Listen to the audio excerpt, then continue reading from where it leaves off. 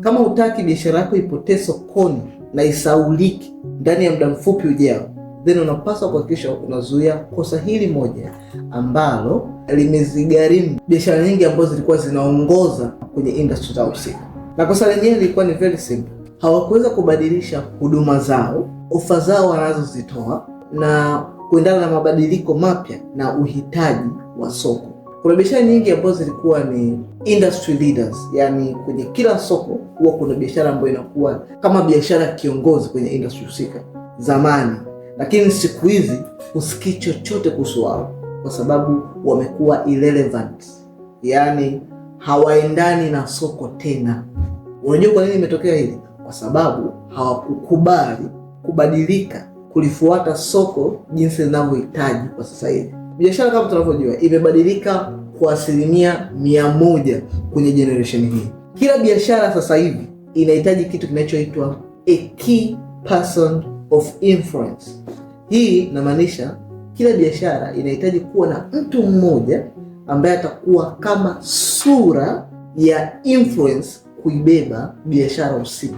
Huyu mtu anaweza kuwa founder ama CEO ama sura ya mtu maalum ambaye yeye ndo atakayeweza kuwa na influence kwa kujenga personal brand yenye nguvu kiasi kwamba itaweza kuteka attention kwenye social media, then kubadilisha hiyo influence anayoipata kuileta kwenye product ama service ambazo zinatolewa na kampuni husika kwenda sokoni.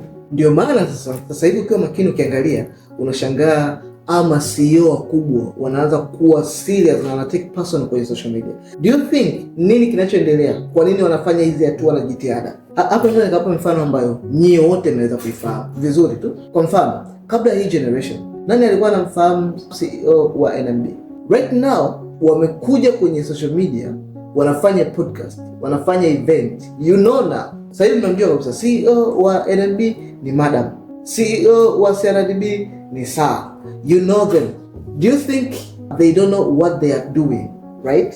Hii ni mifano ambayo vividly you can understand. So kama unataka kujijenga kama the top voice kwenye biashara yako na kwenye industry husika uliopo, ili kuweza kutengeneza attention na influence kwenye industry yako na kujenga personal brand ya kitaalamu ambayo mwisho wa siku utabadilisha hii influence ulionayo kuidirect kwenye biashara yako, kwenye product ama service unayoitoa. Ndio maana tumetengeneza platform maalum inaitwa MBH.